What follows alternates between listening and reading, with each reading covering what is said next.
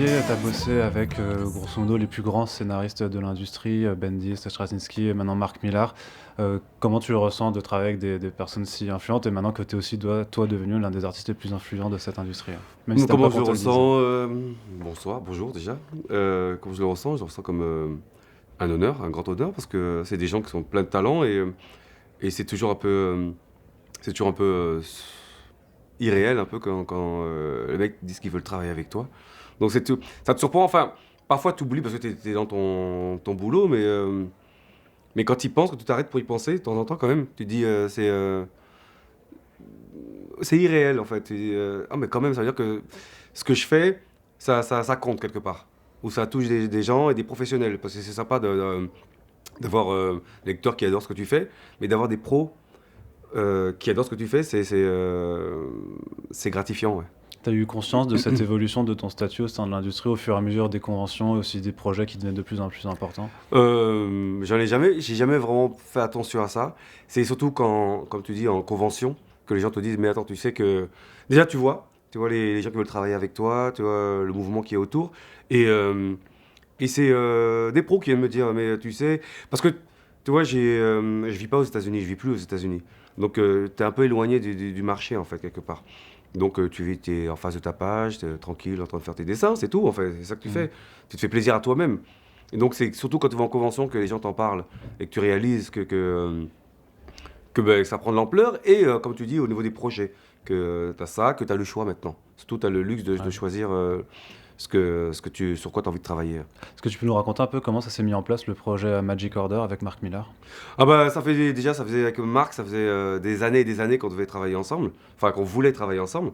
Mais moi, j'étais en exclusivité avec Marvel. Et, euh, et donc, à chaque fois, il me relançait sur les trucs. Mais je disais, mais je peux pas, j'ai pas fini mon contrat, j'ai pas fini mon contrat. Et quand c'est arrivé, et je l'ai contacté, j'ai dit, tu sais, maintenant je suis libre. Et il m'a dit, super, j'ai un truc à te proposer, tu me dis si ça te plaît ou pas.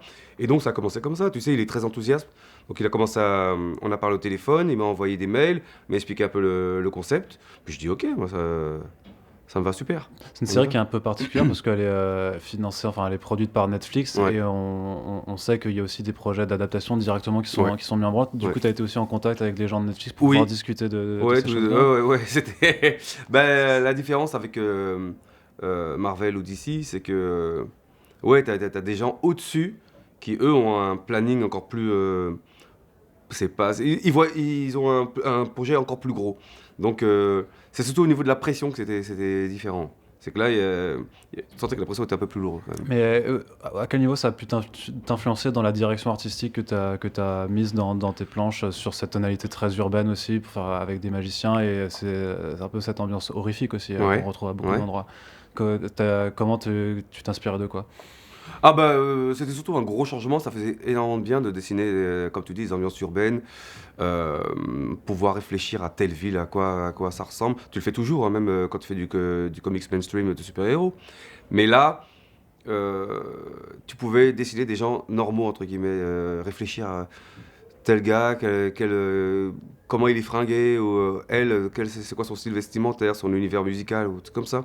Et c'est en ça que c'était super intéressant, c'est que je crois que je me suis pas impliqué autant sur un projet avant Magic Order. Magic Order, c'est vraiment celui-ci où je me suis mis vraiment à fouiller, à réfléchir, à essayer de donner vie à ces personnages, mais pas comme je le faisais auparavant. C'est vraiment, beaucoup plus impliqué dessus. Tu penses que c'est juste une différence parce que c'était en creator owned et que tu étais vraiment Ouais, partie prenante de cet univers? je pense qu'il y a, bon, il y a plusieurs trucs. Il y a ça, que ce soit Collected Own, et le fait que ce soit du urbain. Donc un changement complètement d'univers, à se réadapter à un truc différent.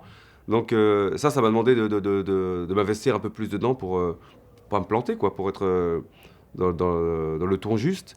Et, euh, et là, je me suis amusé à... Là, je devais m'ancrer moi-même, faire du lavis, enfin j'avais envie de faire du lavis. Donc il y a tout ça qui fait que bah, tu t'impliques beaucoup plus sur ce projet. Ouais. Tu vois chaque nouveau projet comme une façon un peu de développer de nouvelles techniques artistiques? C'est à chaque fois un C'est pas challenge? calculé, hein, c'est pas Non. calculé. C'est vraiment pas calculé, c'est que j'aime prendre, je sais on me le reproche, mais moi j'ai besoin de prendre une pause entre chaque projet.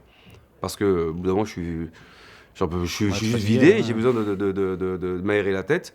Et je pourrais pas continuer ce boulot, je pourrais pas continuer ce boulot éternellement si j'avais pas ces pauses-là en fait. J'ai besoin de recharger les batteries et comme si que c'est comme si je réinitialisais.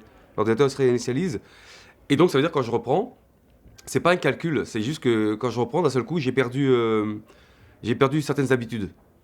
Et donc tu essaies de retrouver certaines habitudes et en fait tu retrouves pas, tu repars tu retrouves des choses mais en même temps ça te permet de repartir de partir sur des directions différentes.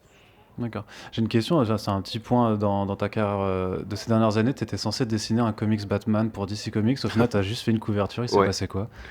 Moi, je sais même plus. Je peux pas.